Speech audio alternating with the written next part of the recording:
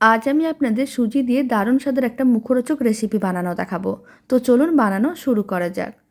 নমস্কার, আমি রুমি, আপনাদের সবাইকে আবারও একটা দারুণ স্বাদের রেসিপিতে স্বাগত। প্রথম একটা ফ্রাইং প্যানে কিছুটা পরিমাণ তেল নিয়েছিলাম। তার মধ্যে অল্প একটু গোটা জিরে আর দিয়ে দিলাম কুচনো পেঁয়াজ, কুচনো টমেটো। অল্প একটু দিয়ে দিলাম হলুদ গুঁড়ো আর দিয়ে দিলাম লঙ্কার গুঁড়ো। সমস্ত কিছু খুব ভালো করে মিশিয়ে নিতে হবে। এবার আমি এর মধ্যে দিয়ে দিলাম গ্রেট করে রাখা আলু, অল্প একটু লবণ আর দিয়ে দিলাম 1 বাটি সুজি। সমস্ত কিছু আবারও খুব ভালো করে মিশিয়ে নিতে হবে। তারপর অল্প একটু কুচনো ধনেপাতা দিয়ে দিলাম আর দিয়ে দিলাম 1.5 কাপের মতন জল। খুব ভালো করে মিশিয়ে মিশ্রণটাকে ঘন করে একটা ডোয়ে পরিণত করে নিতে হবে।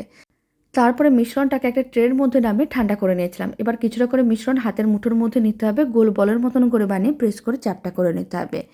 আর এইভাবে গরম তেলের মধ্যে, মানে অল্প গরম তেলের মধ্যে দিয়ে উল্টে পাল্টে লাল লাল করে ভেজে নিতে হবে।